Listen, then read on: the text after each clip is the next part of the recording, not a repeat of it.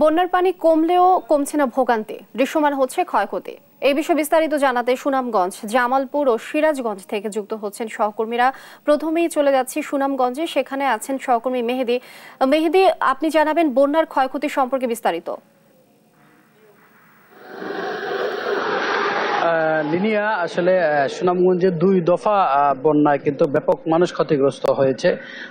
সুনামগঞ্জে প্রায় 250 কিলোমিটার সড়ক ক্ষতিগ্রস্ত হয়েছে, প্রায় 8,000 পুকুর পানিতে ভেসে গেছে এবং প্রায় 2,000 হেক্টর আউশ ধানের যে ফসলের জমি, সেই জমি ক্ষতিগ্রস্ত হয়েছে বলে আমাদেরকে জানিয়েছে সংশ্লিষ্ট কর্মকর্তারা। এবং আপনাকে আরেকটি বিষয় জানিয়ে দিই, কি সুনামগঞ্জে গত 2 দিন ধরে কিন্তু ব্যাপক বৃষ্টিপাত হচ্ছে, যার ফলে কিন্তু সুনামগঞ্জে অস্বাভাবিক হারে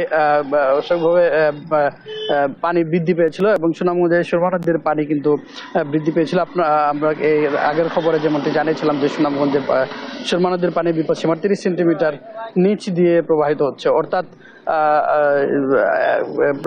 প্রায় 45 সেন্টিমিটার পানি বৃদ্ধি পেয়েছিল গত 24 ঘন্টায়। কিন্তু এই 11টা থেকে 12টা, এখন 1 ঘন্টায় কিন্তু আরো 10 সেন্টিমিটার পানি কমেছে, অর্থাৎ কারণ এই 1 ঘন্টা কিন্তু বৃষ্টিপাত ছিল না, যার কারণে প্রায় 10 সেন্টিমিটার পানি কমে এখন বর্তমানে বিপদসীমার 20 সেন্টিমিটারের নিচ দিয়ে পানি প্রবাহিত হচ্ছে।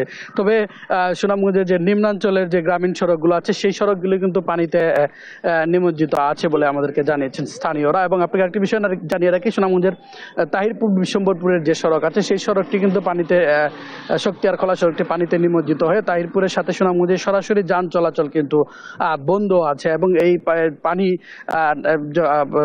না নামা পর্যন্ত কিন্তু এই যোগাযোগ আসলে বিচ্ছিন্ন থাকবে।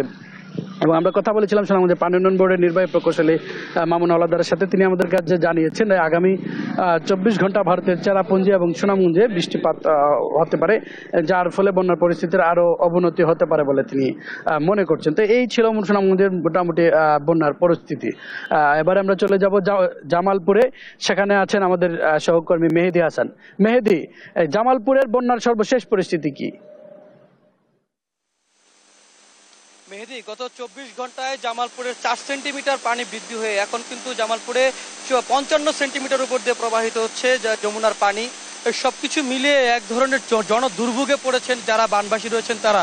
আমি আপনাদেরকে জানাতে চাই যে গত 2 সপ্তাহ যাবৎ কিন্তু বন্যার পানিতে জামালপুরের 4টি উপজেলার, বিশেষ করে মাদারগঞ্জ, দেওয়ানগঞ্জ, ইসলামপুর ও বকশীগঞ্জের প্রায় 2 লাখ মানুষ কিন্তু পানিবন্দী অবস্থায় জীবনযাপন করছেন। আমি যদি আপনাদেরকে একটু দেখাতে চাই যে জামালপুরে কিন্তু ভয়াবহ আকার ধারণ করছে বন্যার পানি।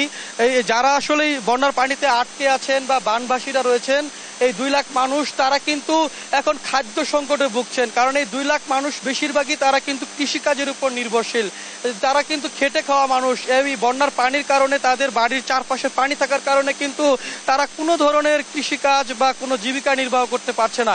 এই মুহূর্তে সবচেয়ে বড় যে বিষয়টা হচ্ছে খাদ্য সংকট আর হচ্ছে বিশুদ্ধ পানি। আমরা কিন্তু গতকালকে খেয়াল করেছি যে গতকাল বিকাল থেকে কিন্তু সারা রাত বৃষ্টি হয়েছে, এই যার কারণে কিন্তু পানি কিন্তু লোকালয়ে প্রবেশ করেছে এবং নতুন নতুন এলাকা কিন্তু প্লাবিত হচ্ছে। এই মুহূর্তে প্রচন্ড যে খাদ্য সংকট, জেলা প্রশাসন থেকে বলা হয়েছে যে যারা বানবাসী রয়েছেন তাদের মধ্যে পর্যাপ্ত পরিমাণে ত্রাণ তৎপরতা রয়েছে, নগদ টাকা রয়েছে। কিন্তু আমরা বানবাসীদের খুব কাছ থেকে দেখেছি, তাদের দুঃখ দুর্দশা শুনেছি। তারা কিন্তু বলেছেন যে কোনো অবস্থাতে একটু ত্রাণ কিন্তু বা কোনো খাদ্য কিন্তু পাচ্ছেন না, কোনো জনপ্রতিনিধিও তাদের খোঁজ খবর নিচ্ছেন না। বানবাসীদের জন্য গঠন করা হয়েছে 11টি মেডিকেল টিম, অথচ আমরা যখন বানবাসীদের কাছে যাই তারা কিন্তু এই মুহূর্তে কিন্তু বানবাসী এলাকায় গর্ভবতী নারী সহ বিভিন্ন ধরনের যারা বয়স্ক রয়েছেন তারা কিন্তু বিভিন্ন রোগে আক্রান্ত, তাদের পাশে কিন্তু মেডিকেল টিম কোনো ধরনের সেবা দিচ্ছেন না। সবকিছু মিলিয়ে এই দুর্যোগ কিন্তু দুর্ভোগে পরিণত হয়েছে। আমি আপনাদেরকে আরেকটু জানাতে চাই, প্রায় 9 থেকে 10 হাজার হেক্টর যে ফসলি জমি সেটি কিন্তু পানিতে তলিয়ে আছে। যদি এই পানি দ্রুত না কমে তাহলে কিন্তু এই পাট কিন্তু আর ফসল যে সেটি কিন্তু কৃষকরা ঘরে তুলতে পারবে না। ইতিমধ্যেই যে এই বানবাসী এলাকার যে সবজি সেটি কিন্তু অলরেডি পানিতে তলিয়ে পচে গেছে। আরেকটু বলতে চাই যে গোখাদ্যের কিন্তু মারাত্মক যে সংকট সেটি কিন্তু এই বানবাসী এলাকার মাঝে রয়েছে। বাড়ির চারপাশে পানি থাকে, গোখাদ্যর কিন্তু এক নাই বললেই চলে। যারা গবাদি পশু লালন পালন করেন তারা কিন্তু গোখাদ্যের জন্য এদিক সেদিক ছুটছেন। রাস্তাঘাটের অবস্থা কিন্তু খুবই খারাপ। এই ছিল আমার কাছে জামালপুর থেকে সর্বশেষ তথ্য বন্যা পরিস্থিতি নিয়ে। এবার আমরা শুনবো সিরাজগঞ্জের বন্যা পরিস্থিতি নিয়ে। সেখানে আছেন আমাদের সহকর্মী সায়েম। সায়েম, নিশ্চয়ই আমাকে শুনতে পাচ্ছেন, আপনি আমাকে জানাবেন যে সেখানকার বন্যা পরিস্থিতির সর্বশেষ তথ্য। সায়েম।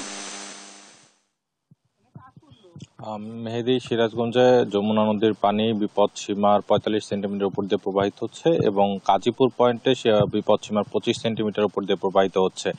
আমরা গত ২৪ ঘন্টায় যেটি জেনেছি যে আসলে সিরাজগঞ্জে যমুনা নদীর পানি কিন্তু আসলে যে কারণে আসলে অভ্যন্তরীণ নদ নদীর পানিগুলো বৃদ্ধি পেয়েছে। আমরা দাঁড়িয়ে রয়েছি এখন সিরাজগঞ্জের সাতিয়ানতলী এলাকায়।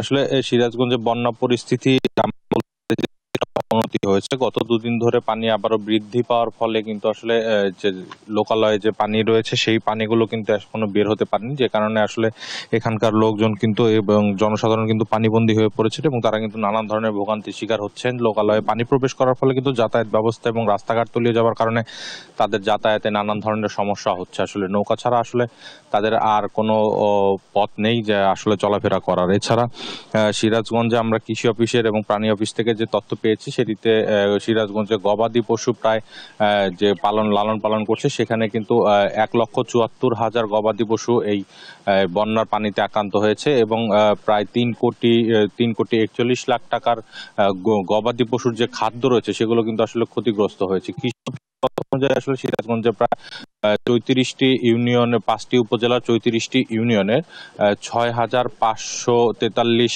হেক্টর জমির ফসল কিন্তু আসলে পানিতে নিমজ্জিত হয়েছেন। এছাড়া আমরা জেলা প্রশাসনের তথ্য থেকে জেনেছি যে আসলে ৩৪টি ইউনিয়নের প্রায় ২৩,০০০-এর অধিক পরিবার যেখানে আসলে ১ লক্ষাধিক মানুষ কিন্তু আসলে পানিবন্দী হয়ে পড়েছেন এবং এই এখানে কিন্তু আসলে পানিবন্দী হওয়ার কারণে কিন্তু আসলে ভোগান্তির শিকার হচ্ছেন।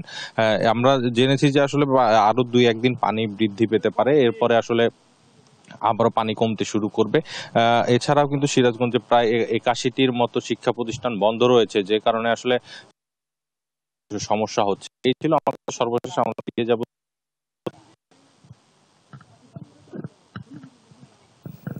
অসংখ্য ধন্যবাদ আপনাদের তিনজনকে আমাদের সঙ্গে যুক্ত হবার জন্য। দর্শক, সুনামগঞ্জ, জামালপুর ও সিরাজগঞ্জ থেকে সহকর্মীরা জানাচ্ছিলেন বন্যা পরিস্থিতির ক্ষয়ক্ষতি সম্পর্কে।